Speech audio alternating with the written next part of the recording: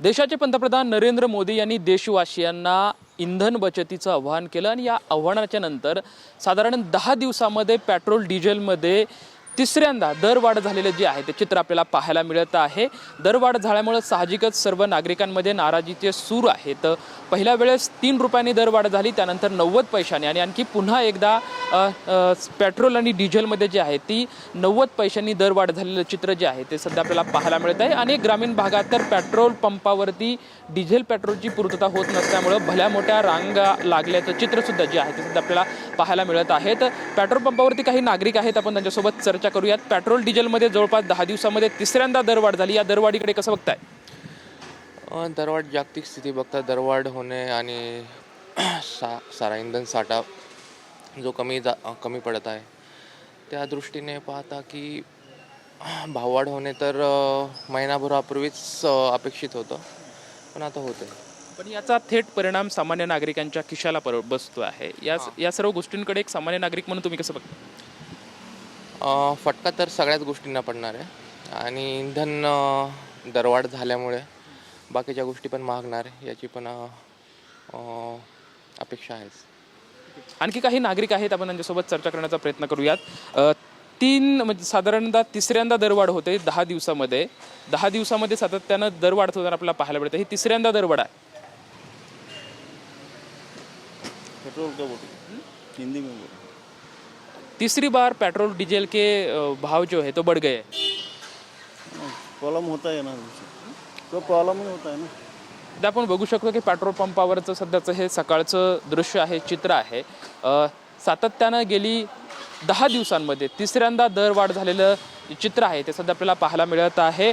अनेक ग्रामीण भागात पेट्रोल पंपावरती भल्या मोठ्या रांगा पेट्रोल आणि डिझेल खरेदी करण्यासाठी नागरिकांच्या लागलेल्या आहेत। अनेक पेट्रोल पंपावरती इंधन जे आहे ते सुद्धा मिळत नसल्याचे चित्र जे आहे ते सध्या आपल्याला पाहायला मिळत आहे। तर पेट्रोल पंपावरती सध्या काही नागरिक आहेत, आपण त्यांच्यासोबत चर्चा करण्याचा प्रयत्न करूयात।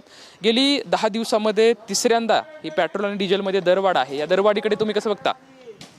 एकंदरीत खिशावरती बोज पडणार आहे या गोष्टीचा।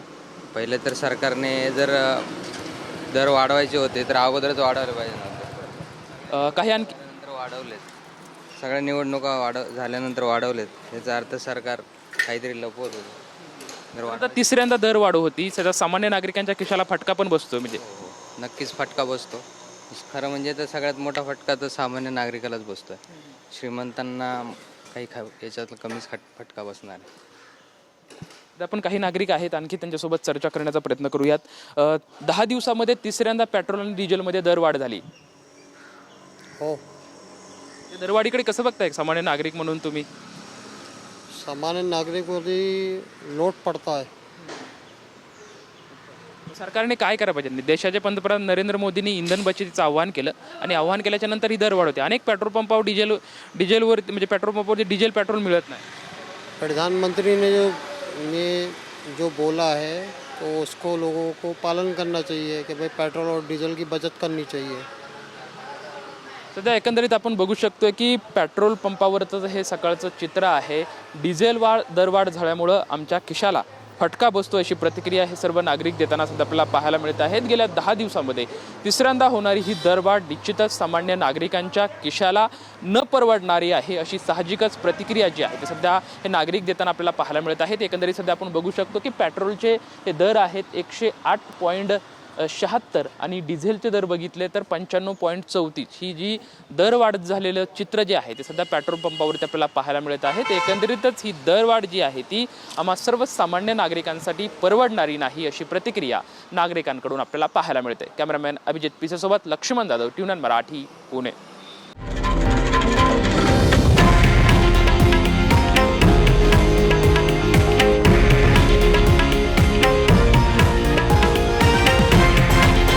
हे आहे देशातील नंबर 1 न्यूज नेटवर्क आणि आपण पाहत आहात TV9 मराठी, एकमेव।